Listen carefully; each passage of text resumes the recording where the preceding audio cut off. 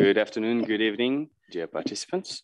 It's a great pleasure to welcome you in this parallel session entitled Strengthening of Sustainable Solidarities. The session chair is Ms. Graziella Schneider-Madanes, who is a professor at the National Center for Scientific Research of France. Ms. Schneider-Madanes, the floor is yours. Good morning, good afternoon, dear participants, to this session of EauMega 2022. The topic, our topic for this session is Strengthening Sustainable Solidarities, SSS. Well, I'm glad that we are welcoming our first speaker. Welcome, Dr. Angtan Wu. But first, as organized by the conference, I will introduce myself and the topic, and then for the authors, I will introduce some of them, and especially I would like this, since there are two huge teams, 6 people each, I will ask their introduction to be more detailed so people can understand all the logic of the process. And after, of course, we'll have, after each presentation, we'll organize a question-answers relationship with the chat system. And of course, in conclusion, or maybe a summarize, where I will include your comments, but of course, include the question and answers. Well, my name is Graciella Schneider-Madanes. As my accent, I speak Spanish. So I'm an Argentinian architect based in France, where I had at Sorbonne a degree on geography. As you might see, all our session, we deal with questions of scales and of levels. And I'm going to be your moderator, and I will try to raise common questions and interests. But let me point you 2 elements of my role as moderator. I am a member of ARCEAU, who is one of the main organizers of this conference, and ARCEAU has something very specific, that the goal is to put together professionals, academic, and civil society. So you will see that during your presentations and during the discussions, we will be very aware of that aspect of mixing capacities and expertise and knowledge. And the second element is that I am a member of the steering committee, who is a governing body and the contents body of this conference. As you might have listened at the opening ceremony, this is the first session, this first conference was in 2015. We also had a pre-conference in 2020, and now we are dealing with the big second and challenging conference. Well, in the main goal, if you have read all the papers from the steering committee, the main goal of this SSS session is strengthening of sustainable solidarities, is to identify, and please listen very much to this for the end, because for the conclusion, this is going to be like an agenda of what we have to answer or say, leave it in unanswered. Strengthening sustainable solidarity through, and so we try to identify solid mechanism of cooperation, partnerships, governance questions and financing, and a second question at the adequate level, either urban and watershed. So let's say in this, I will ask Dr. Angtan Wu, who is connected from Birmania, and who will present the importance of Mekong River security. So please write keywords of this session. Mekong River Security, Related Contested Waterscapes. And the title is a little bit longer, but I will leave Dr. Ongtu Ho to explain. He is in there you have one of the elements of what we call the ARCEAU model, mixing disciplines, interdisciplinarity. He is a medical profession and an environmental activist. That means he's in the field, in the battle of environment.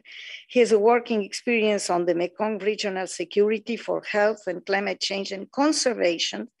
And he is involved in multiple activities of solidarity, World Health and Organization, Myanmar, and question of migration. The question as he stands in his presentation, and I won't move forward on that, water security in the Mekong is one of the largest and more ecologically diverse rivers in the world, crossing through 6 countries. We are going to listen to his presentation.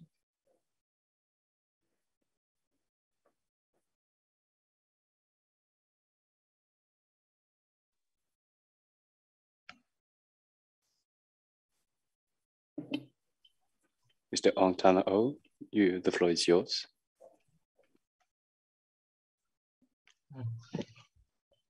Hello, my name is Dr. Ong Tan. I am from the Myanmar. I wanted to present the importance of the Mekong River security related to the conservation the water landscape in the Mekong region, especially for the climate change, wildlife trade, and the deforestation and degradation. Next slide, please.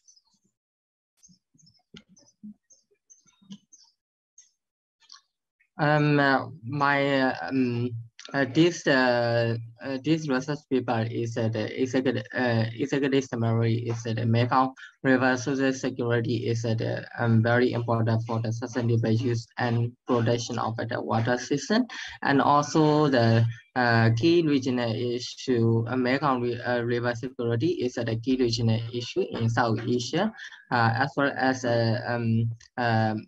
this is also related with the transboundary issue, different the 6 countries, especially for the air pollution and the wildlife trading, also water using, natural resource sharing.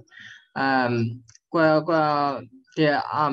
thesis the research paper is related to the international hydropolitics and the geopolitics of the Mekong River, being between the country to get access to the water resources, economic and the strategic value, key reason.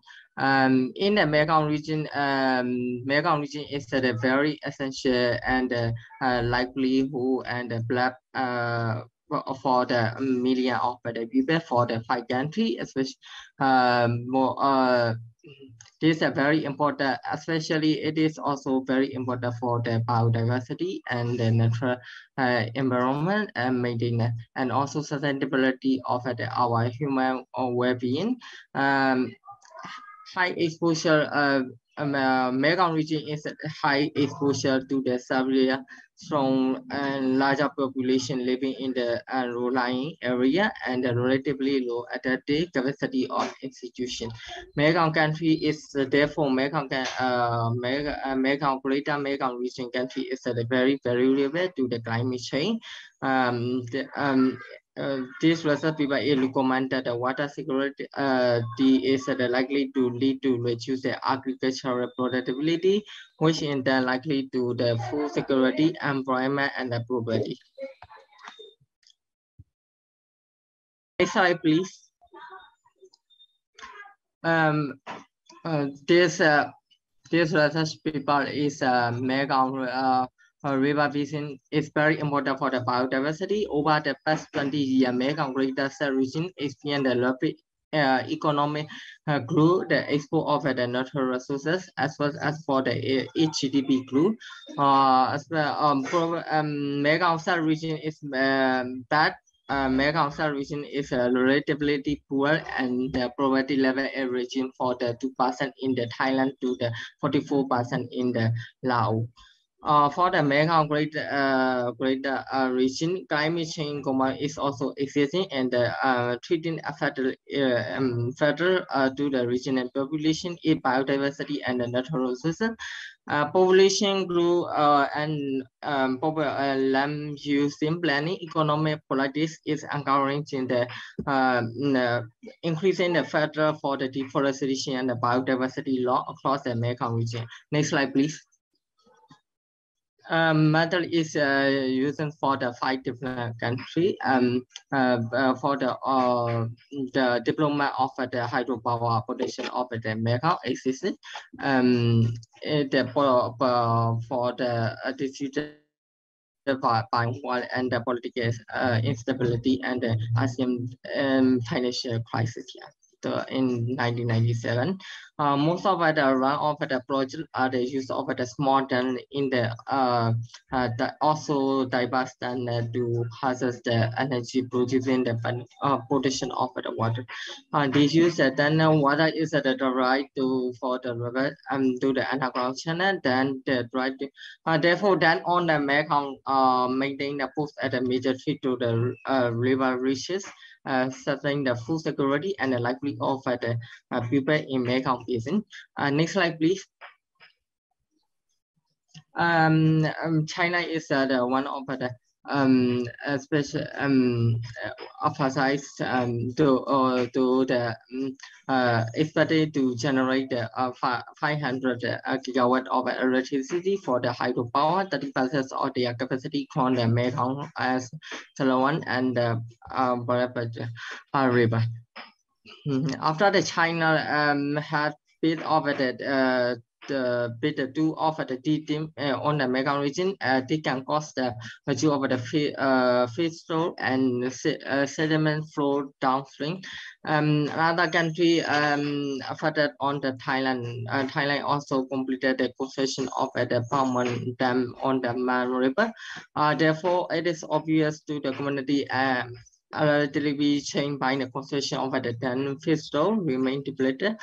As at the time, Thailand has demonstrated their facility does not already work intended, and you then another concession also plan to utilize the fish processing facility as well as the user solution. Next slide, please. The other country is the Laos. Laos is one of the least developed country in South Asia. Therefore, Mekong River, according to the Mekong River Commission report, Laos is likely to receive the 70% of the export revenue generated by the making of the project for the Mekong hydropower production generation and the consideration revenue and the investment opportunity. Laos then constructed in the Mekong mainstream. It is located in the now of the country Mekong mountainous berry. It is expected to generate 1,260 megawatt of the electricity. 95% is exported to the Thailand and the power budget agreement signed in 2021. Cambodia and BNN in call for the project another transboundary implant are the contracted in 2011. BNN banning Laos is ignored this request and then continue to the concession and making the monarchy of the MRC procedure of notification. Concession of the distance is likely to run inflation for the fishery in the Sullivan region. Next slide, please. And this two hydropower dam plan for concession in Cambodia. It is expected to the energy resources to meet more than the 35% of country requirement by 2030. Cambodia hydropower project is currently underway. It brought the SIAAP and the ARCEAU River expected to complete in 2070. The farmer community have been relocated to other places for the dam has so many complicated. They cannot get the adequately compensated and the percent of the land. It's a very effective on the a negative effective for the farmer community. Outflow of especially from the outflow from the left during the dry season have to limit the seawater insertion downstream in the bending Mekong River. Dam considered at river of the east border in the China and the Laos are likely to have impact on the Cambodia. Next slide, please. Vienna is further country, other country a source of the Mekong. One is the marine negatively impacted by the upstream development. While it is based something on the tributary of the Mekong, it is not planning to build any dam on the mainstream. They are not a suitable site. Therefore, the more widespread salinity is the greater immediate challenge to the daily future. So, water insertion further the river, the rest of the prolonged dry season will return the larger source of the agricultural land, infertile and threatening the crop production. Next slide, please. Our research is found in the Mekong is a critical role in the economic of the for 5 country and also the largest inland fishery and today economic value is the 3% of the regional combined GDP. Construction of the dam on the Mekong River in the China, Laos, and the Cambodia generated significant economic benefit for the region, but impact downstream fishery and rice growing region, reducing the food security and treating the livelihood. Mekong region has the between 135 and 250 GW of the technically feasible available for exploration. Also, the rice production is likely to be the suffering as a result of the poor nutrition region. The Vietnamese Mekong Delta impact on the food security and economic of the world major rice grower, because Southeast region is mostly the rice production basis. Concession of the dam likely to reduce the profitability of the regional rice fee. Next slide, please. Hydropower dam considered, therefore, a massive economic stimulus of this Mekong region and raising the national income and increasing of the environment. Lifting the people out of the poverty related to the SDG. Dam on the Mekong will trap the greater amount of the soil and the sediment is vital for refreshing the swine. Impact on the downstream fishery and the rice growing region, reducing the food security and successful water security solution. Therefore, successful water security solution will minimize the trade-off in the fragile food energy water necessity. Water resource management is the fundamental component of the food security. Therefore, we have to improve and effective water management at the national level, required to increase the agency coordination and the implementation of the regulation. Food security and the livelihood threatened especially in the China, Laos, and Cambodia. This hydropower concession facility or adequate agriculture and protein-rich crop replace existing supply food. They will require the consideration with the traditional places and the economic policy. 10 million of the people in the 4 countries downstream of the China rely on the river, Mekong River, to provide them with the food, environment, and the income. Unless the alternative sources of the food and the income are developed, people is likely to worse off the concession on the dam. EIA procedure can support affected to migrate and remedy environmental damage caused by the new development of the dam and the other hydropower concession. Although the current EIA procedure in the Mekong Basin are very weak. Yeah. Nice. Thank you for your attention. Thank you, Dr. Hong. And let me tell you that it was a very difficult challenge, the one you present, because it's, I would say, a region, Southeast Asia, as you call it, and the Mekong River. And we have, with your presentation, a framework to analyze at different other scalar problems, threats on health, on conservation, on environmental challenges. So I think this is going to be a very interesting input for the general debate. And especially I can tell you already which will be my question at the end of question answers. I will ask you, which are for you the most important threats at this time, and which are the health challenges in, well, so I will reset again the question at the moment of the question answers moment.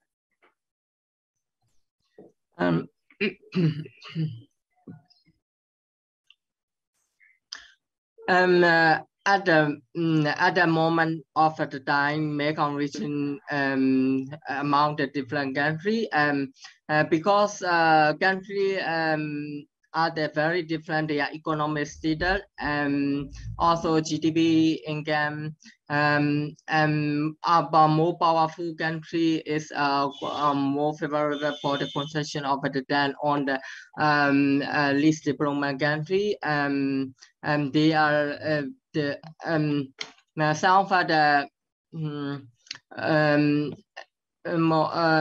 our current situation is that the treating to the environment degradation and also the sediment of effect on the fishery and protection, especially for the indigenous people, because Mekong region is a long time ago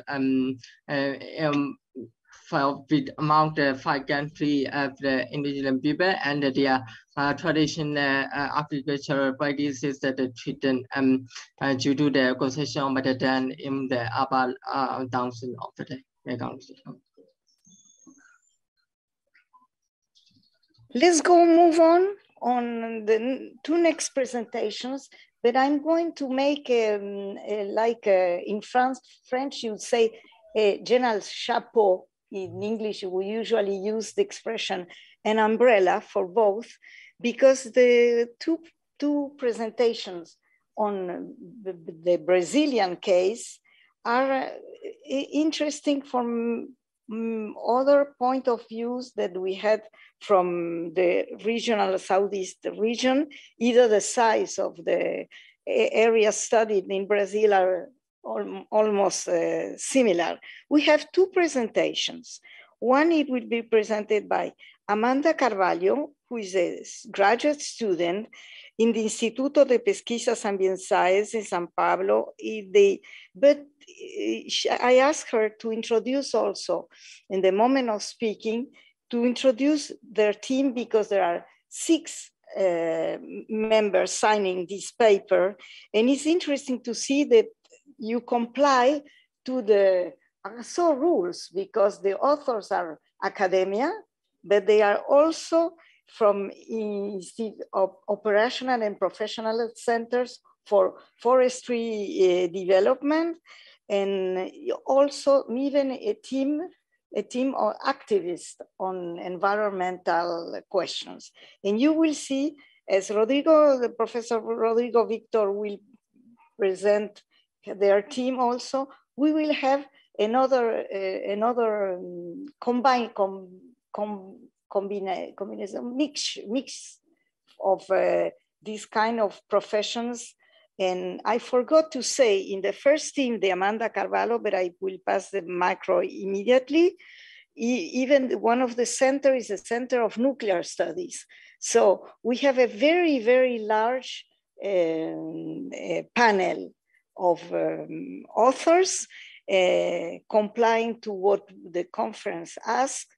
And so I think that the moment is come to give the micro, give the floor to Amanda Carvalho. Hi, can you hear me?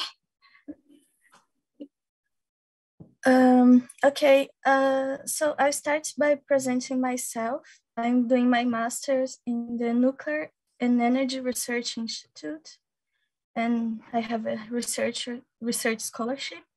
And our other author, Elaine Rodriguez, she is a researcher and advisor at the Environmental Research Institute, which is linked to the São Paulo State Secretariat for Infrastructure and Environment. And she's also getting her doctoral degree in the Nuclear and Energy Research Institute. Beatriz Rodriguez is an undergraduate student in social sciences at University of Brasilia. Dr. Afonso de Aquino, he was a professor and researcher at the Nuclear and Energy Research Institute. Rodrigo Agostinho Mendonça, he is a Brazilian deputy, and he is also the Legislative Issues Director at the Law for a Green Planet Institute and coordinator of the Environmentalist Parliamentary Front, at the Federal Chamber of Deputies. And Marcelo Sodré is a law professor at the Pontifical Catholic University of São Paulo and also the coordinator of the Environmental Research Institute. So we are a very multidisciplinary team. And our presentation, our presentation is regarding megacities, climate vulnerability, and environmental displacements and how they interconnect. Next slide, please. So climate change and urbanization are one of the biggest challenges to be faced by humanity today. There has been a rapid increase in both the greenhouse gas emissions and urbanization rates. Complex and interconnected environmental changes are factors that contribute to increase rural and urban cyclical human mobility within countries and across borders according to the International Organization for Migration. Urban growth is one of the main factors that cause the increase of natural habitat loss on the planet, which affects the capacity of ecosystems to meet the vital needs of millions of people, including the growing number of migrants who are strongly directed to urban areas. These urban areas present high concentrations of assets and financial infrastructure and human contingent of activities that are very vulnerable to climate change. Hundreds of millions of people in urban areas are likely to be affected by the rising sea levels and rainfall, by more frequent and stronger floods, by cyclones and storms, and by more extreme heat and cold periods. So our study aimed to address the interdependence between urbanization, climate vulnerability, and environmental displacement in megacities based on the simulation of sea level rise in those cities. As migration policies and urbanization are considered separately, megacities are a space of high vulnerability, notably given the effects of climate change, and demand the development of coordinated response to tackle them. Next slide, please. So according to the United Nations Framework Convention on Climate Change can be defined as a change in climate that can be directly or indirectly attributed to human activity that modifies the composition of the world's atmosphere. The projections point out that the average global surface temperature will continue to increase throughout the 21st century and will most likely be above 1.5 degrees Celsius by the end of the century. Even if greenhouse gases emissions were to stop immediately, many aspects of climate change would last for many centuries, and more than 20% of the emitted carbon would remain in the atmosphere for over 1,000 years, according to the IPCC. In recent decades, climate change had direct impacts on natural and human systems on all continents and oceans. In the period of 2014 to 2018, the global average temperatures rose to 1.04 degrees Celsius, above the pre-industrial baseline. In this context, ecosystem services are the ecological characteristics, functions, or processes that contribute directly or indirectly to human well-being. Although there is an increased demand for these services, there is also an increasingly strong degradation of the ecosystem's capacity to provide them, which directly affects human well-being and has impacts on safety, material assets necessary for a healthy living, health, social and cultural relations. More than half of the world's population live in urban environments, and 13% of the urban population live in megacities, which are concentrated in only 20 countries. While they offer financial, social, and cultural opportunities for their inhabitants, they also generally present problems related to inadequate land use, precarious infrastructure, water scarcity, poor sanitation, air pollution, trafficking excess, with significant social, economical, and environmental challenges expressed in pockets of wealth and poverty in their territory. In many developing countries, urbanization does not necessarily translate into economic growth, promoting the emergence of poor megacities. As cities are major internal and international migrant gateways and destinations, migration needs to be integrated into the planning and management of cities and urban systems. Moreover, migration is at the heart of urbanization. The projection of an increase to 66% of the world's population sheltered in cities is the result of both natural population growth and migratory flows, which include the search for refuge from natural and man-made disasters, flight from violence, persecution, or the search for more dignified lives. However, the rapid and intense influx of people into cities, especially when caused by crisis, brings challenges for local governments, which need to face pressure on basic services, infrastructure, housing, health, and education. The impacts of climate change vary by region, and its effects is stronger on the most vulnerable population groups, including those with lower purchasing power. So the relation between the environment and migration is old. However, the interest in the subject has increased since 1990 due to consequences of climate change, natural disaster, and environmental degradation affecting human groups. A migrant is defined as any person who moves within a state outside their usual place of residence or crosses an international border, regardless of the person's documentation status, whether the movement is voluntary or involuntary, what the causes of such mobility are, and how long the stay lasts. There are some necessary key concepts about human mobility, which are displacement, a situation in which people are forced to leave their homes or places of habitual residence, migration, which are movements that are predominantly voluntary, and planned relocation, which is an organized relocation, usually supervised, instigated, and carried out by the state with the consent or upon the request of the community. Nowadays, climate and environmental migrations are characterized above all by being short distance with a strong impulse component, which means that people are forced to leave, and mainly in the south-south direction.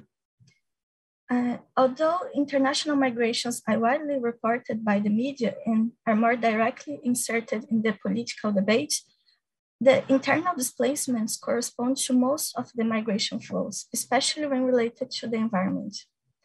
The number of international migrants worldwide, which are people living in a country other than the country of birth, reached 272 million in 2019, which is about 3.5% of the world's population.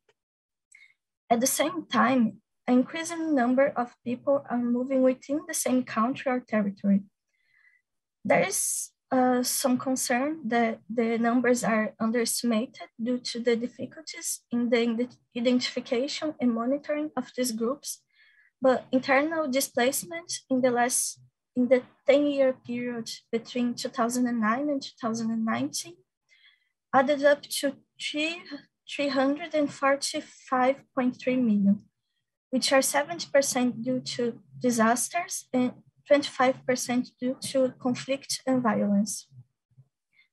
According to the United Nations Office for Disaster Risk Reduction, we can define a disaster as a serious disruption of the functioning of a community or a society at any scale due to hazardous events interacted with conditions of exposure, vulnerability, and capacity, leading to one or more of the following: human, material, economic, and environmental losses and impacts.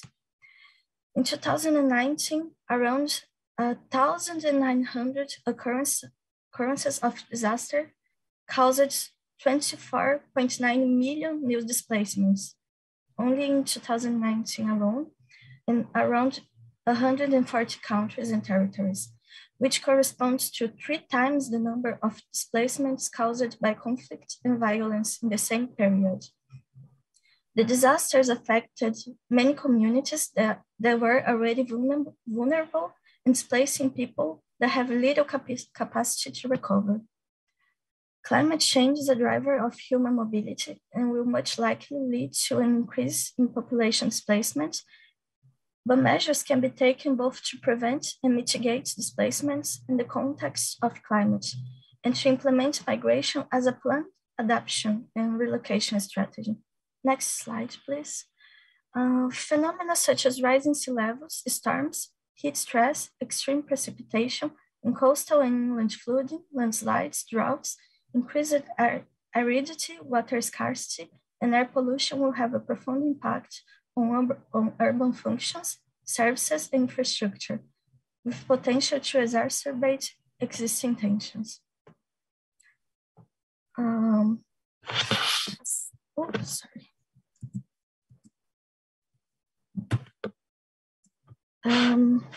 Sorry, my computer. Assessment of the future scenario of megacities jeopardy to sea level rise is in a more optimistic temperature increase scenario, which has among its consequences the sea level rise by 0.5 meters according to the IPCC. We also identify displacement flows to megacities. Next slide, please. So we did this simulation in order to better understand the relation between megacities, climate change, and migration.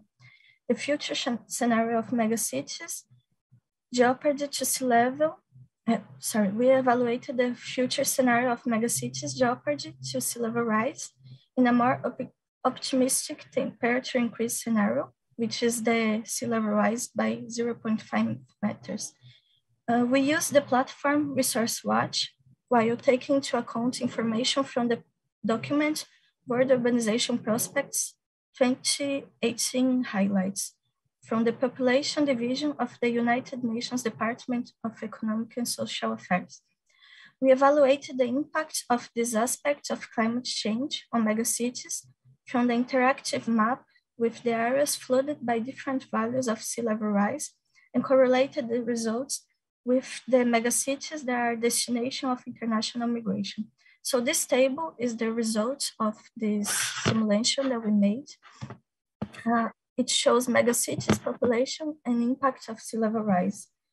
So megacities which are both migrants destination and affected by the sea level rise are highlighted in red. For example, Tokyo, which is one of the largest megacities in Japan, is a migration destination and is also affected by the impact of sea level rise.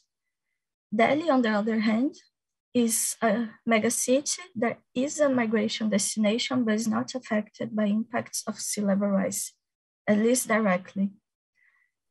So we did this for all megacities, and the results are alarming. The projection shows that 63% or 21 megacities will be affected by sea level rise, with implications for a population totaling 342.58 million people. Of the total 33 megacities, 21 are international migration destinations. Of these 21 megacities that receive large flows of international migrants, 12 will be affected by rising sea levels. It is important to note that the effects of climate change on the coastal systems, in addition to accelerated rising sea levels, include more extreme weather events such as tropical cyclones and irregular and intense climate. The results presented allow us to infer that the question is not whether there will be an impact on the relation between megacities and migration as a result of climate change events, but when this will occur and what measures we can take to address this problem. Without taking into account the large coastal cities, which will also be affected by sea level rise, with only 12 megacities that are at the same time international migration destinations, climate change consequences will be felt by more than 182 million people. And while migration towards the coast during the 20th century has enabled the emergencies of coastal megacities, it's very likely that the migration flows away from the megacities will intensify throughout the 21st century. More than 10 million people are already displaced from coastal areas each year due to storms and flooding, and this number may increase. Next slide, please.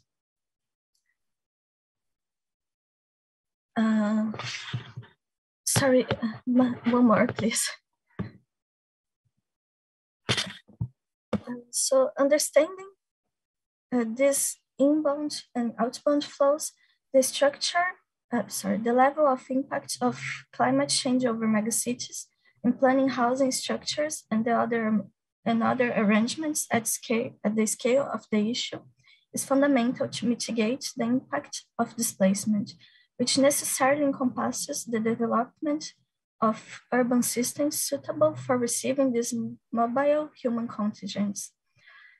Although the number of vulnerable people affected by climate change is high and growing, the current political and academic debates on the connection between climate change, human mobility, and megacities may present a limited discussion of the problem, which generally disregards interconnections and unequal power relations at local, regional, and global scales regarding mobility and the transnational level at the at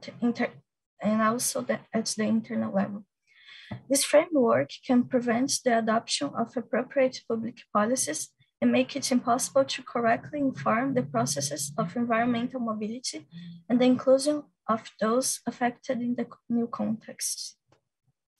The 12 megacities that will not be affected by the sea level rise are very much likely to receive the population contingents from nearby coastal areas, neighboring countries, and landlocked island countries, which is why investment in reducing greenhouse gas emissions, adaptation, and increasing resilience are urgently needed to reduce these effects, avoiding these large projected migrations, and planning for them is urgent and necessary. That's it. Next, please. Thank you for your attention. I think that's it. Thank you very much, Amanda Carvalho. We sincerely appreciate all this effort of synthetic presentation. I'm sure there will be questions on what you presented. And let me now introduce, I will take the elements of the introduction for forest engineer Rodrigo Antonio Bragas Moraes Victor, who is the next presentation.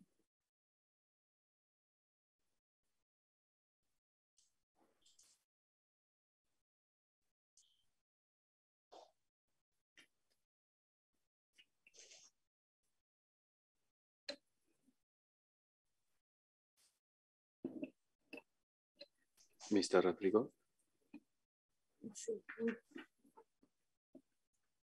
Can you hear us? Yes. Okay, the floor is yours.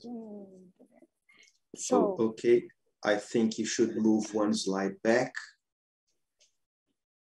Yes, that would be very nice if you would introduce us your CV, but also you as the director and coordinator, you have the responsibility of many people, and we sincerely appreciate the effort to make a presentation with, including, I counted, 7 persons, mixing students and researchers and professionals. So please go ahead and take the floor to explain us how you, who you are and what are the challenges of this fascinating and very, very pioneering project, Sao Paulo City Green Belt Biosphere Reserve. Please go ahead. Thank you very much. Good morning, Graciela and colleagues. I am Rodrigo Victor. I work for the State Forest Foundation, which is the organization managing the state protected areas. I, along with my colleague Gustavo, we are from the Forest Foundation. Then we have 3 other colleagues that are from the Environmental Research Institute, which are Elaine Aparecida Rodrigues, Edgar Fernando de Luca, and Dr. Denise Bicudo. Colleague Jean-Paul Metzger is from the University of São Paulo. He's a professor there. And Amanda Rodrigues de Carvalho, who is my colleague who just presented before me. She is a graduate student at the Nuclear Research Institute. Next one, please.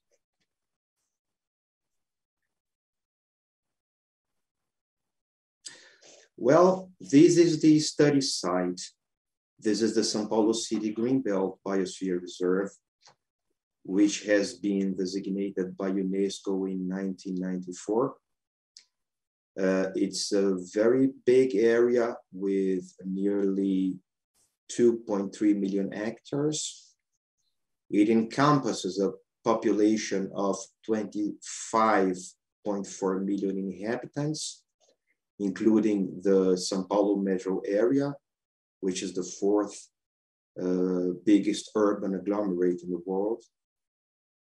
This region, which is very tiny at the national scale, it produces around 20% of Brazilian GDP, and it's composed of 78 municipalities. Well, our work seeks to discuss 2 major complementary issues, which is to highlight the Greenbelt Biosphere Reserve as a critical water security territory, and we will go into the metrics that show the hydric expression of this territory. And finally, we advocate for the adoption of the Biosphere Reserve geographical and conceptual framework as a tool for integrated management of biodiversity and ecosystem services for human well-being. Next one, please. Well, first, in order to highlight how important the Biosphere Reserve territory is for water security, we used 4 different methodological approaches to show numbers of the area's hydrical reality. First of all, we did a spatial analysis from primary data survey, showing the flow of the basins and hydric systems supplying São Paulo and metro areas. So we're looking into 2 different metropolitan areas. So the first approach was flow by basin and by hydric supply system.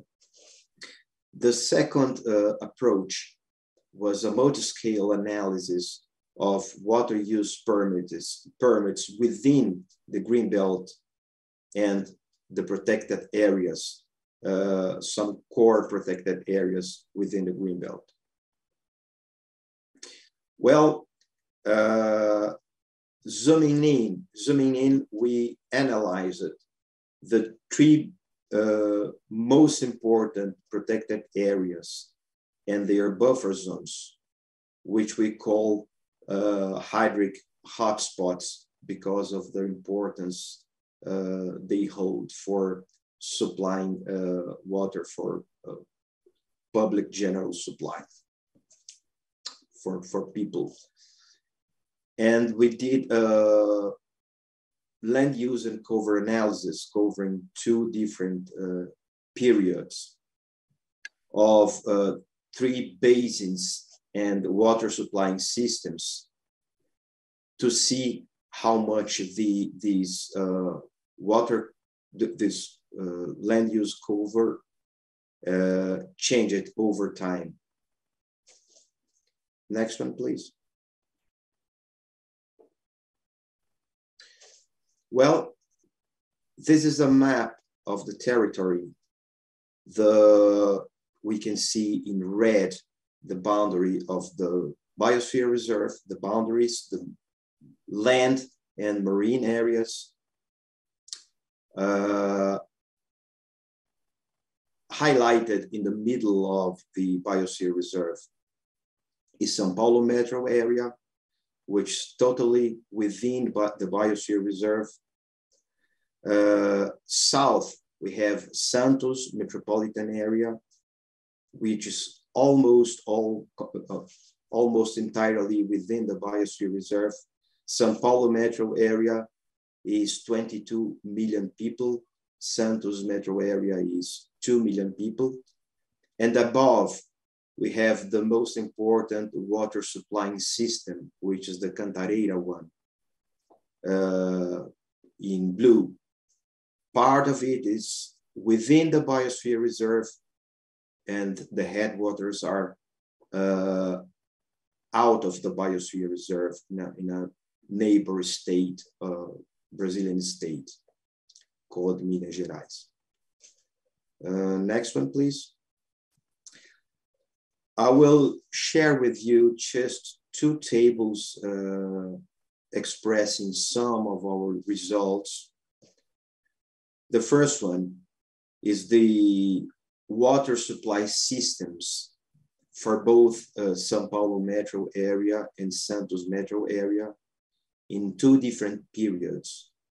This is expressed in terms of total water flow supplying those metropolitan areas. We did a 2-period analysis in 2013 because in between 2013 and 2015, we had a major water crisis which affected the region due to abnormal rainfall patterns, which demonstrated the vulnerability of our systems and made us rethink the resilience of these systems.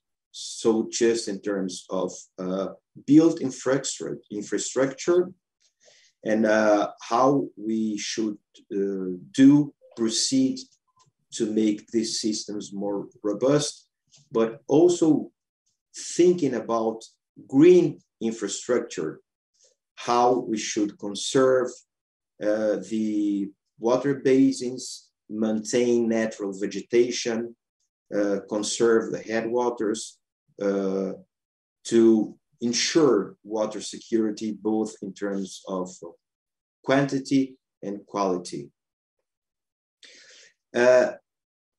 this was an effort to see how much the biosphere reserve is self-sufficient in terms of supplying water for two major metropolitan areas.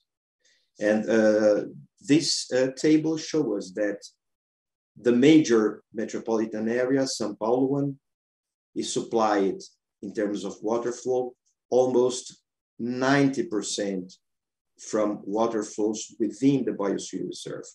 And 100% of the water supply in São Paulo is stored in the reservoirs inside the biosphere reserve. And for Santos metro area, 100% of the water flows and water is stored. They are all within the biosphere reserve territory. This is one way of showing why this is a very critical water security territory. Next one, please. Well, we did another analysis looking into water flow in spots that are water flow granted for public supply, industrial, and agricultural uses. We did a special analysis in 12,500 withdrawal spots. In terms of public supply, well, this effort was to compare the water withdrawal within the biosphere reserve to the overwater in the state of São Paulo. The biosphere reserve, São Paulo Greenbelt area, is just 7.5% of the whole state of São Paulo, but it generates the 72% of the drinking water for the state of São Paulo, and also another 18% of water for industrial use, looking into the state dimensions. That's also very relevant because São Paulo accounts for around 30% of the national industrial GDP. So securing the water for the industry is a very critical aspect in terms of economy too. And the less important use in the Greenbelt in terms of volume, water flow, water volume, is the agricultural uses. But it's still important for some small food growers around the city. So in terms of volume, it's not expressive, but in terms of social significance, it's very relevant. Next one, please.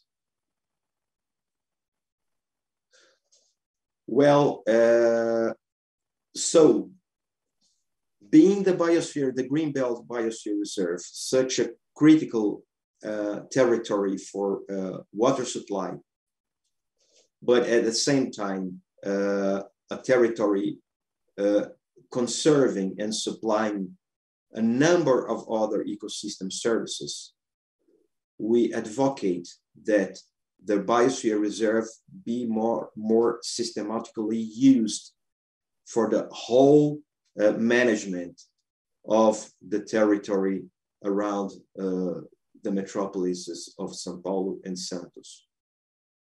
So in view of the scenarios portraying futures with increasing urbanization towards areas critical for water conservation and various impacts of climate change, robust policies, planning and actions must be put in place to ensure water supply in the biosphere reserve territory. As I said before, a critical water security land. Sound built infrastructure must come along with investments in ecological infrastructure to enhance ecosystem resilience and their intrinsic capacity to ensure good quality water provision. Future disturbances in water supply has a great potential to affect the well-being of over 25 million people, and with deep impacts in the whole Brazilian economy. And so the management framework provided by the São Paulo Greenbelt should be used in a more effective way to enable policy integration at different scales and the promotion of ecosystem-based solutions. Next one.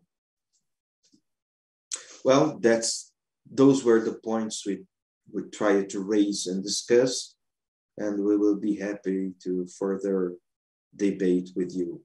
Thank you very much, Graciela. Thank you very much, Rodrigo. It was really fascinating, and I would, even before I open the floor for questions and answer, if the attendants allow me, I would like to ask you something in relation with this project, which is, as you see,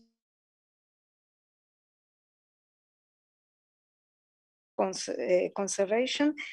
What is, in your opinion today and with your team, the priority move to comply to the goal of this session? This session was strengthening of sustainable solidarities through solid mechanism of cooperation, partnership, governance, and financing at the adequate level. What would be, in your opinion, what would be the more urgent step to move forward? Well, in our case, we have a very critical, we have critical water supplying systems that are just in their capacity limit of supplying water. We don't have much more water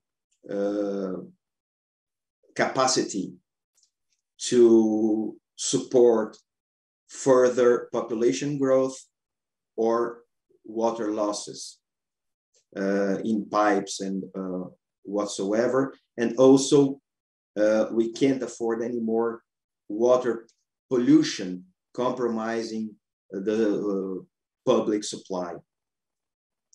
So we have to think in a very effective way, the way we develop our urban areas, because urban areas are causing tremendous impacts in terms of water pollution, and the illegal settlements in water reservoirs are a major issue in terms of making these reservoirs viable for the medium and long terms. But we also must think of how to put in place public policies, both in terms of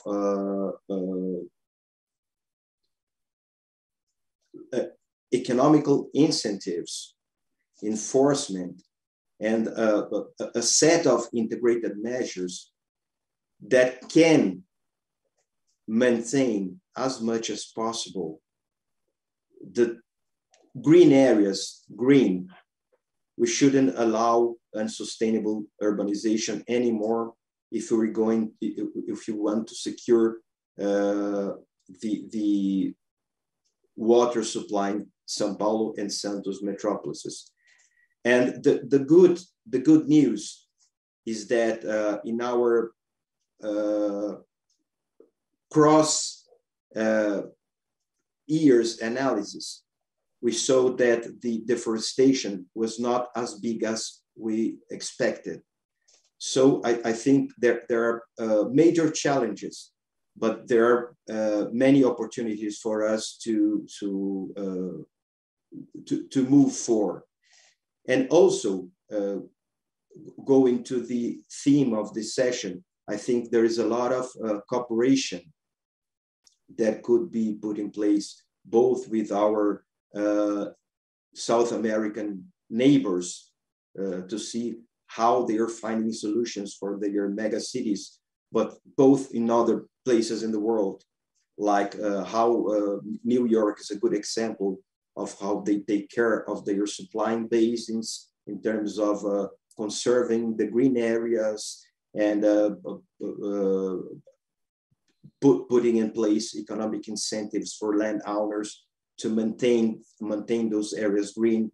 I think there's a lot of exchange and cooperation opportunities for us to ensure water supplying for these very critical and populous areas.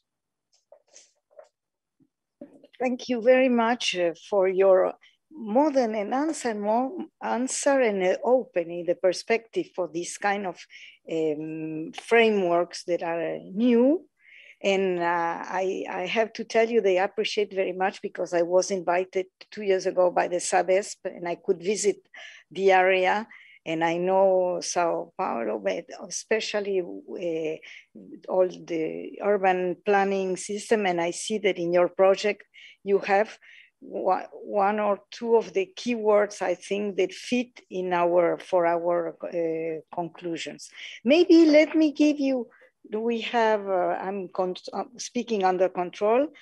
Are there questions that because I don't see here, if there are not questions, maybe we could ask Amanda Carvalho to explain in detail what is behind this huge table of mega cities. Do you know that this table of mega cities is very useful for the next mega cities and water conference, because you have all a very interesting display of different size of mega cities with threats on climate change, if they are affected or they are not affected. Maybe there is somebody that would be very more interested in, if we ask Amanda Carvalho as representing this huge team, but very short because we are under constraints. If you could explain us how you work before going to the field, but with all this data and the data of science that you built in, because I think this is a very interesting method.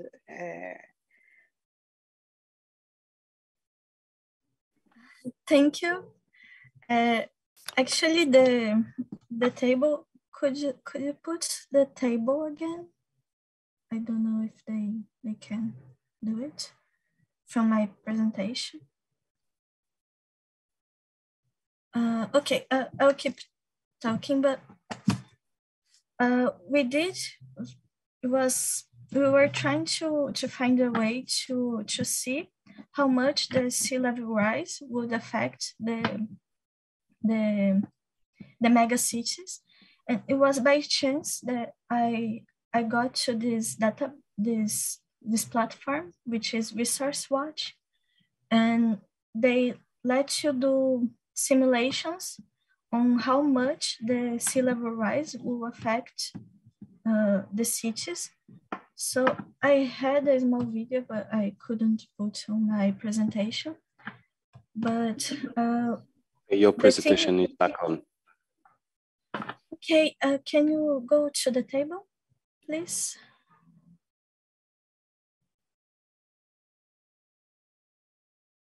One more. Thank you very much.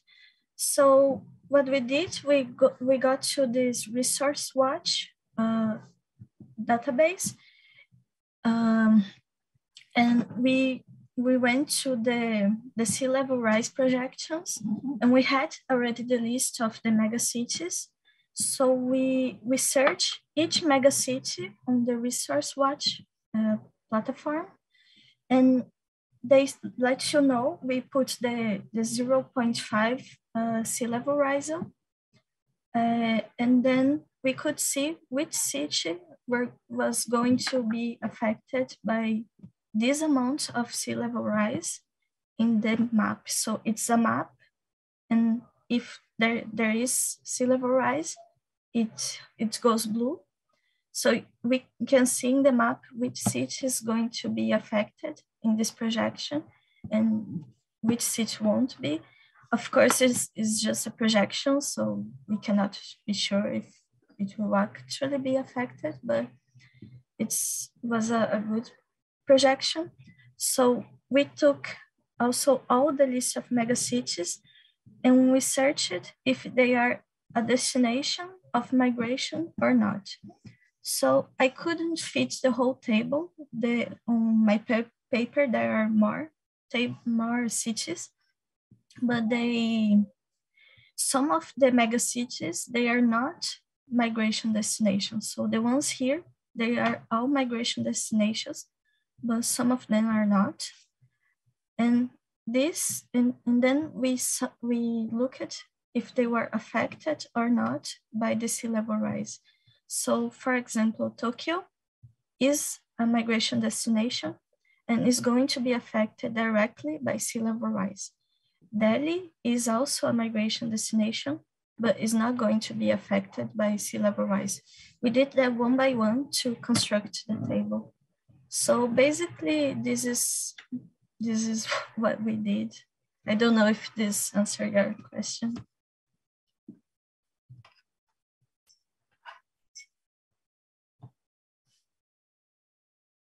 Sorry.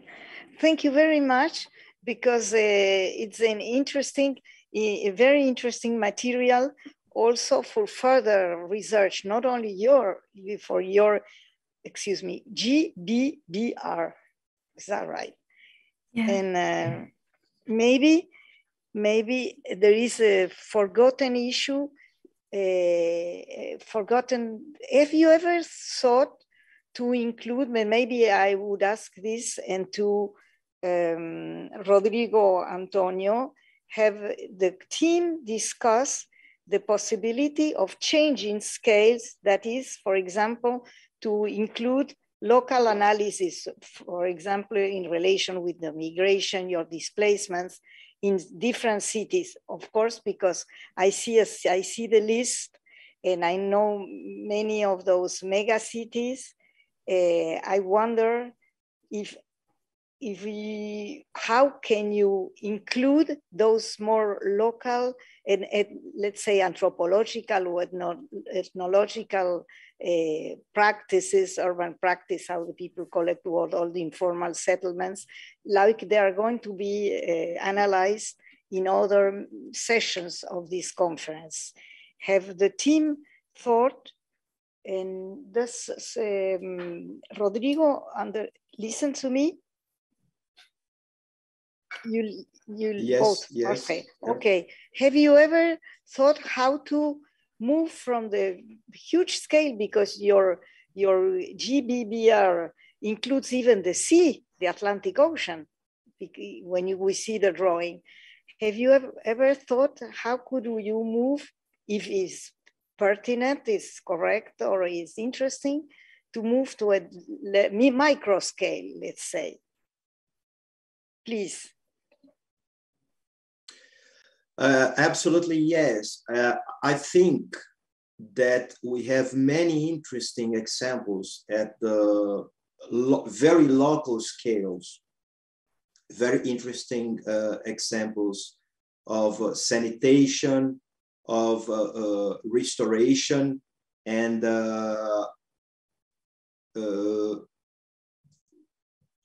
good urbanization and reurbanization processes.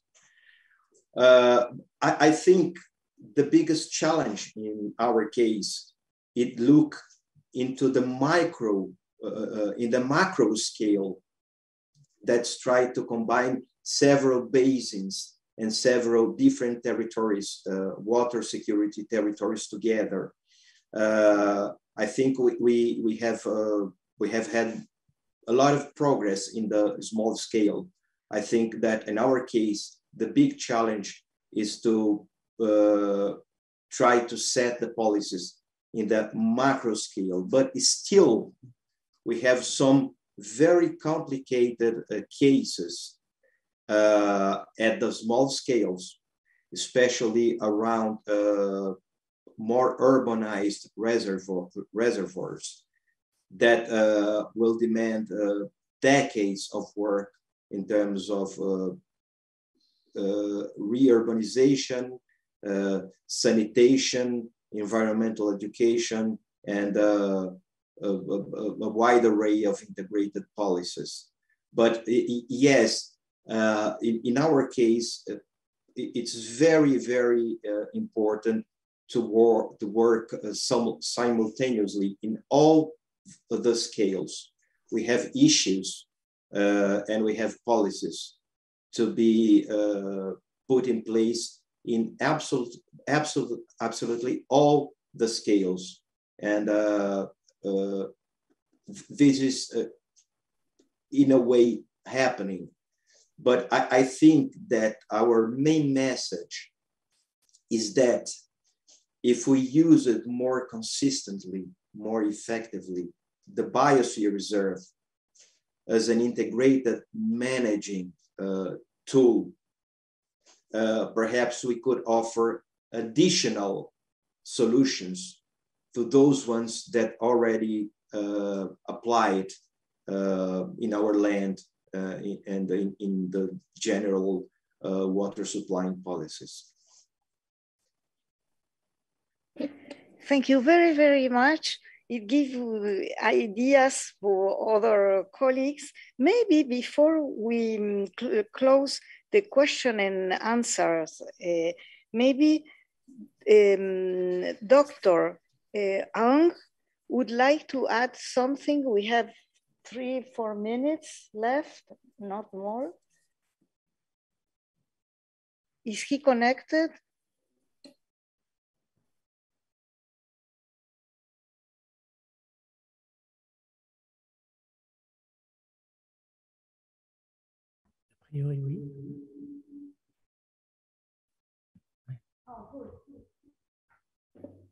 Good, please. The question, I don't know if you listened to the question, maybe you would enjoy adding a comment to the question answers, but we only have 3-4 minutes, more 3. Thank you.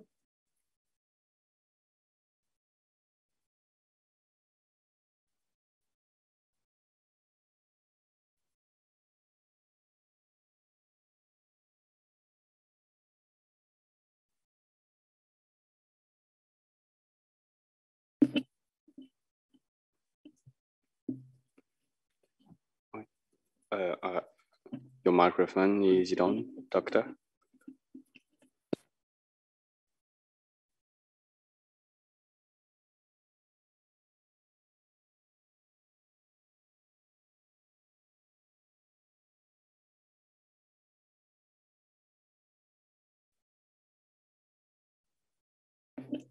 Doctor, can you reactivate the sound, your microphone? Yes, we can hear you. Please go ahead.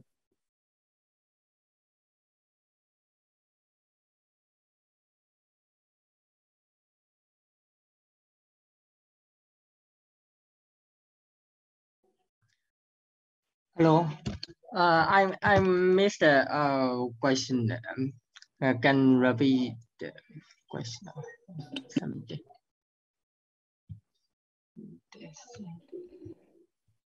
Hello. My question was if after listening the other colleagues, you had a comment on that you'd like to stay in the question and answers, but we only have 1 minute now because of the connection. A strong commitment. Yes. Thank you so much for the answering from the colleagues. I would like to strong recommend that climate change and the water, as well as the population migration and migrant is an important consideration factor for the management of the urbanization, as well as the city planning, especially for the development and development. Okay. Thank you very, very much, because now we have all the scales, even you pointed regional and also urban. So if you allow me, I will give you a proposal for which are the keynotes for the summary of this session. And you will see that I went through the papers and of course on the presentations to comply to this, how to find solid mechanism of cooperation, institutional and different administrative, financial, economic. We don't have answer for everything, but there are 4 words that appear very strongly in this session. I would say that the first one is in the title of on megacities and urban mobility and climate change, which is the three points of from which you have interdependency. Let's say the first keyword I found all along in the presentation is the word interdependency. And one occurrence is in the title. A second word that appears is planning, which is not at the beginning something we were looking for, and it appears as moving forward, next steps, in which direction to go. And this happens also at the different scales. It appears with Dr. Ango in regional planning, and also appear in Carvalho's presentation, and Engineer Rodrigo in his big presentation on the GBBR. And from there, we move to concerns on governance, institutional and administrative issues, how to get these sustainable solidarities, how can you work on strengthening sustainable solidarities. Then we had governance, and it was pointed also cooperation and financing at the word adequate level. That means urban and watershed. And let me conclude on the dialogue between urban and watershed, which was key in all the presentations, and it poses a real problem, a methodological, a research problem for people working on water. On one side, the hydrologists, on the other side, the urban managers, but we have to recognize that this is one very, very important. Do you think that there is a forgotten keyword that was very important? There is silence, but you can send it by mail, and maybe we could move on, and in this dialogue that will prepare the next conferences. Also, I hope collaborations and writings together. And it's very tough to have these connections only digital, but we have to make an effort to try to keep the dialogue, even if it's digital, until we be able to be together in real. And finally, to conclude, one of the major lessons I heard from these different presentations, that I would take the word of the GBBR team. I would advocate for this kind of projects that were presented. So for the next time, and I so hope to see you very, very soon. Thank you for your cooperation and listening to us. Thank you very much, Ms. Schneider-Martinez, and all the speakers for the very interesting presentation. Thank you, dear participants, for your attention and interest. Stay online. 3 more parallel sessions will start at 2 p.m. to discuss governance modalities, technical and technological solution, and regional session on Europe and North America. Thank you very much. Thank you.